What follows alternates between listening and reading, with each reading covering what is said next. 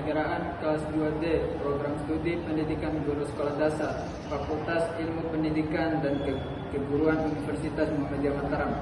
Dengan saya sendiri Muhammad Arif Rahman. Dengan saya sendiri atas nama Manwar. Dengan saya Kiki Kirana. Yang saya Lilis Aprianingsih. Kami akan membahas tentang demokrasi sebagai sistem pembangunan negara Indonesia.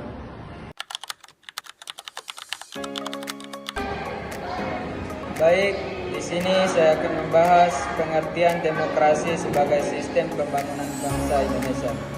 Demokrasi berasal dari bahasa Yunani, demokratia, yang berarti kekuasaan rakyat. Demokrasi berasal dari kata demos dan kratos.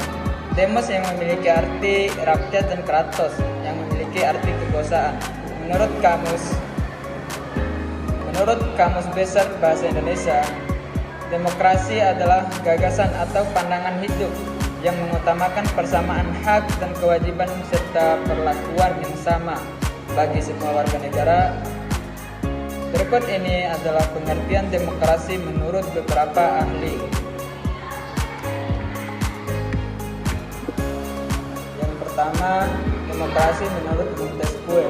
Negara harus dibagi dan dilaksanakan oleh 3 lembaga atau institusi yang berbeda dan terpisah satu sama lainnya, yaitu pertama legislatif yang merupakan pemegang kekuasaan untuk membuat undang-undang, kedua eksekutif yang memiliki kekuasaan dalam melaksanakan undang-undang, dan ketiga adalah yudikatif yang memegang kekuasaan untuk mengadili pelaksanaan undang-undang dan masing-masing. 2. Menurut Abraham Lincoln, yaitu pemerintahan dari rakyat, oleh rakyat, dan untuk rakyat. 3. Menurut Aristoteles, mengemukan ialah suatu kebebasan atau prinsip demokrasi ialah kebebasan karena hanya melalui kebebasan warga negara bisa saling berbagi kekuasaan.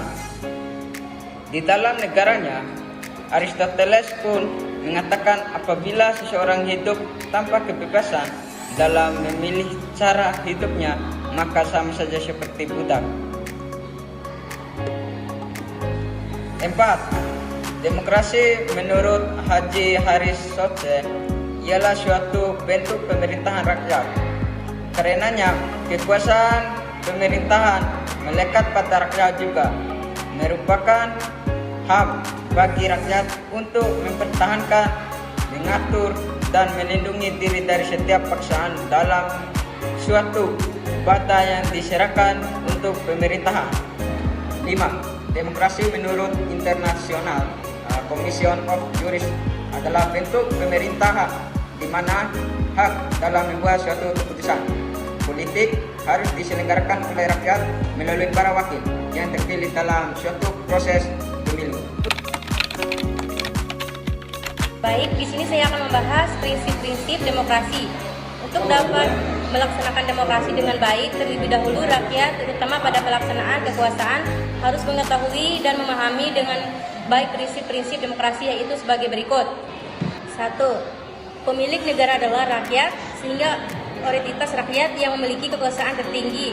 Oleh sebab itu, setiap warga negara memiliki hak untuk turut serta memilih wakil-wakil rakyat yang akan mewakilinya dalam memegang kekuasaan tertinggi, dan juga memiliki hak untuk bisa dipilih bagi jabatan tersebut atau jabatan di bidang kekuasaan lainnya. 2. Orang-orang yang mewakili rakyat untuk memegang kekuasaan tertinggi dalam suatu negara dengan status selaku anggota suatu lembaga kekuasaan tertinggi yang lazim disebut parlemen atau lembaga legislatif, haruslah dipilih melalui suatu pemilihan umum yang diadakan setiap 5 tahun sekali. 3. Tidak boleh ada pengistimewaan kepada seseorang ataupun kepada golongan atau partai tertentu. Di antaranya tidak boleh ada pemilihan istimewa pada jabatan apapun karena ada ketempatannya UD atau UU walaupun dengan alasan apapun. 4. Harus ada UU yang mengatur tentang struktur organisasi kekuasaan dalam negara dan mekanisme pelaksanaan kerjanya. Baik, di sini saya akan membahas unsur-unsur pendukung tegaknya demokrasi di Indonesia. Tegaknya demokrasi sebagai tatanan kehidupan kewarganegaraan sangat tergantung pada unsur-unsur penopang tegaknya demokrasi itu sendiri. Beberapa unsur-unsur penting tersebut antara lain: 1. Peradilan yang bebas dan tidak memihak serta adanya penjamin HAM. Yang kedua, masyarakat madani. Masyarakat madani yakni sebuah masyarakat dengan ciri-ciri terbuka, egaliter, bebas dari nominasi dan tekanan negara serta berpartisipasi aktif dalam menegakkan demokrasi. 3. Aliansi kelompok strategis. Komponen berikutnya yang dapat mendukung tegaknya demokrasi adalah adanya aliansi kelompok strategis yang terdiri dari partai politik, kelompok gerakan dan kelompok penekanan atau kelompok kepentingan, termasuk di dalamnya pres yang bebas dan bertanggung jawab. Baik, di sini saya akan membahas ciri-ciri demokrasi. Kata demokrasi seiring waktu memiliki sangat banyak pengertian. Namun di antara banyaknya pengertian yang berbeda terdapat juga sejumlah persamaan penting yang menunjukkan universalitas. Konsep demokrasi berdasarkan kriteria-kriteria yang menjadi cerminan perwujudan konsep tersebut. Henry B. Mayo misalnya mencatat setidaknya ada 8 ciri utama yang harus diperhatikan untuk menilai apakah suatu masyarakat bersifat demokratis atau tidak. Yang pertama, adanya penyelesaian perselisihan dengan damai dan sukarela. Yang kedua, adanya jaminan bagi terjadinya perubahan secara damai dalam suatu masyarakat yang sedang berubah.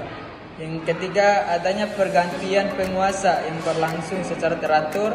Yang keempat, adanya pembatasan atas pemakaian kekerasan secara minimum. Yang kelima, adanya pengakuan dan penghormatan atas keanekaragaman. Yang keenam, adanya jaminan penegakan keadilan. Yang ketujuh, adanya upaya memajukan ilmu pengetahuan. Dan yang terakhir, adanya pengakuan dan penghormatan terhadap kebebasan. Sekian pembahasan dari kelompok kami. Apabila ada salah kata, mohon maaf. Wassalamualaikum warahmatullahi wabarakatuh.